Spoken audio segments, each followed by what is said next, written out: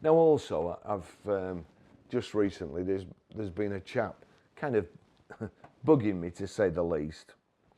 He's what I would call an evangelist, probably a nice bloke, but he's got to be in his bonnet about EVs, just like I've got to be in my bonnet about telling the truth, selling EVs, how they should be sold.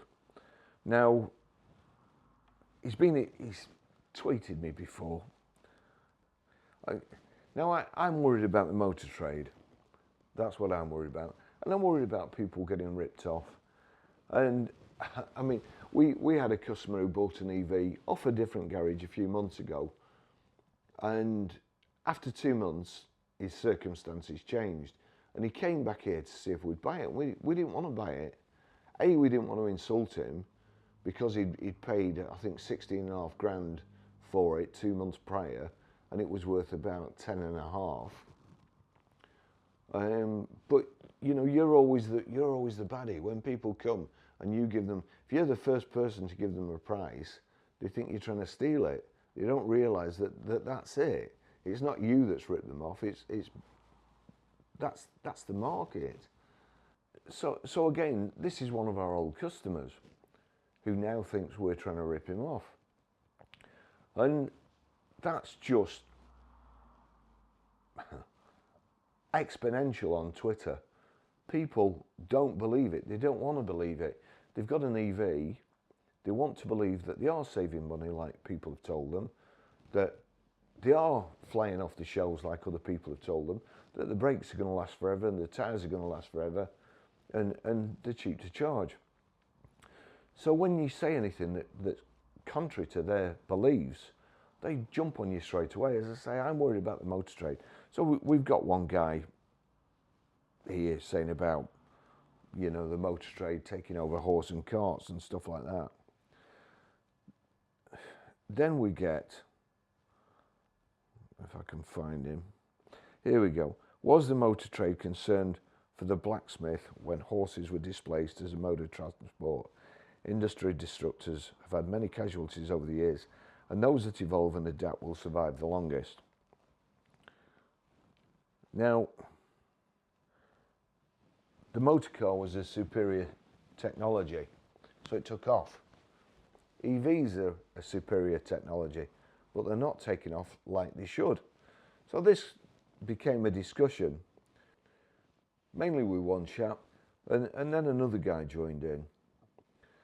And this chap, I have to say, I find him very, very annoying. And he has been on my timeline before, and he does the same thing all the time. He just keeps pushing bits of information onto your timeline, basically contacting your followers and adding very little to the conversation. It's just EV hype. And one of the first thing he put on was from 2012, and you know, it was way out.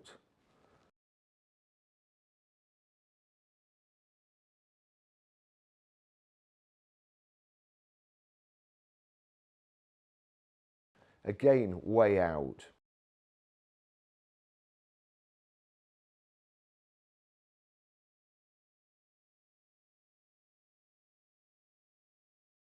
And then he mentioned the RAC.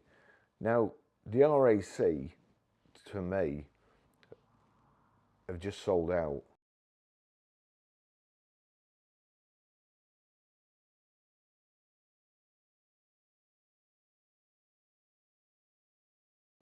There are so many things on EVs, and there's published so many things that I just think they're a laughing stock. The way they do. I'll go through something in a short while. But this chap asked me, how do we replicate the EV adoption success of Norway with battery electric vehicles? And I said something like, right, we go back in time 4 years, we stop pre-registering them, we stop pretending they're a shortage, we sell them to people whose needs they meet, we sell them on features and benefits, we don't lie, we don't tell people that they've got a range of 400 miles. Well, we don't tell people they've got a range of 260 miles like my I-Pace. and neglect to tell them that you're only supposed to charge to 80% and run them down to 20%. So you've got 60%, really speaking, you've got 60% ideally of the range, and this is what they tell you to do. So, you know, don't quote figures like that, because that's stupid. Then he come up with RAC data.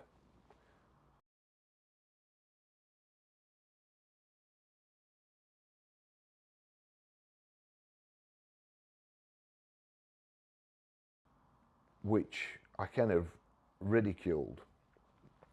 And he's driven 5 different Leafs over the past 13 years, never had a problem trading them in. And then he quoted early on that he got £1,000 more, I think, than the PCP residual, which you did because everybody thought there was a shortage. When there's a shortage, used cars hold the value better. That's what they did. They were registering cars 2 years ago, creating their own shortage when there wasn't really a shortage. Joe Public thought there was. I suppose even some of the dealers thought they were, and were giving more than they should have done. That's now collapsed. We know the truth now. They've come onto the market. It's collapsed. So I showed him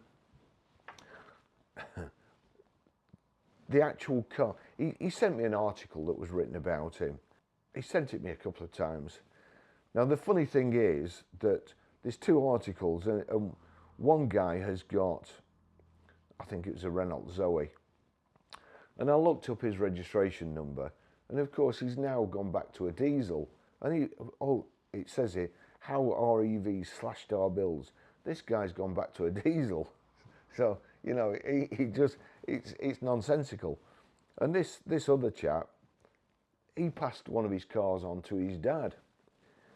So I used his dad's registration to show him that it was actually cheaper to run a petrol version of the same thing of a Nissan. Well, first of all, I told him it was. So I messaged him back and said it's cheaper to run a petrol than it is an EV. And he, evidence.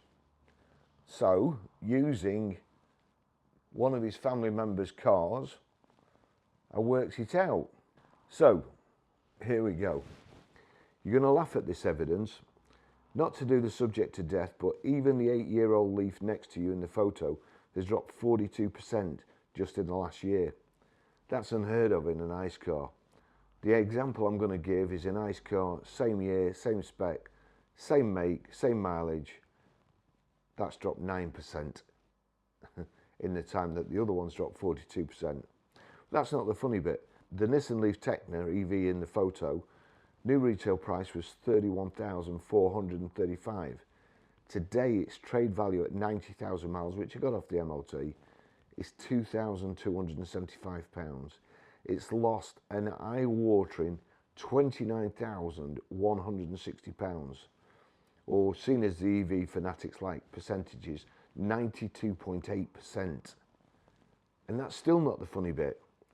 If that guy had bought a Nissan Micra 1.2 Techna, the new retail price was $15,115.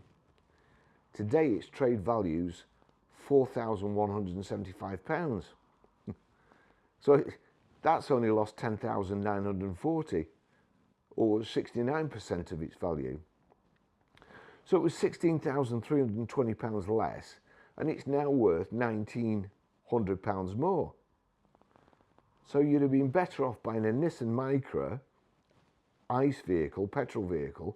You'd have been better off by £18,220, which you could have bought 2,719 gallons of fuel and driven 163,164 miles. And that's not even taking into account the electricity that's gone into the Leaf. Now, for some reason, he never replied to that. I don't know why. I thought that was good evidence, but he obviously didn't. Never replied to it, never tried to refute it. We can't refute it because I've used cap figures, I've used actual registrations, I've used actual miles, and the car that he said saved him money. It didn't. It's all in his head. Then he was going on about it being cleaner. I think we need to rename you Bullshit Barrie, as you seem to keep making stuff up. And he's put a Tesla model. He has supplied a graph off somebody, carbon brief. A Tesla Model Y would pay off its carbon debt after 13,000 miles. So I quoted some of his evangelist mates, Quentin Wilson, the Fully Charged show, and then another guy who's always at it on Twitter, a guy from the the aptly named Climate Intelligence Unit. All three of them, all the figures differ. So, trying to find out myself, we have a chap, Andy Palmer, who, to be fair, I respect. He introduced the Nissan Leaf, and his nickname is the Godfather of EVs. Now, I looked at, he's got an EV, it's probably the most famous one, and he was joining in with Quentin Wilson, telling people about these vehicles, discs and pads. I think he said, you're absolutely right about discs and pads. And tyres, they've got low MU, and low MU tyres, coefficient of friction, so they'll last longer. When I looked at his Nissan Leaf, the MOT was absolutely horrendous, unbelievable. But anyway, I asked him, how many miles does an EV have to do before it's cleaner than a petrol or an ICE car? I asked him time and time again, never replied. He said that a battery, so he you know, being in charge of Nissan Leafs, I'm pretty sure he will have had all the figures. And he quoted that a battery was 40% of the price of an EV. 40%. And then I worked out that they're knocking 40% off the price of a new EV. So, if they're knocking 40% off and the battery's 40%, why not tell them to keep the battery, pay 20% for the car, and get a diesel engine put in it? That would be the cheapest car ever. It really would. It'd be the cheapest car ever and the best one. So, that's what to do. Thanks for watching. See you in the next video. Bye-bye.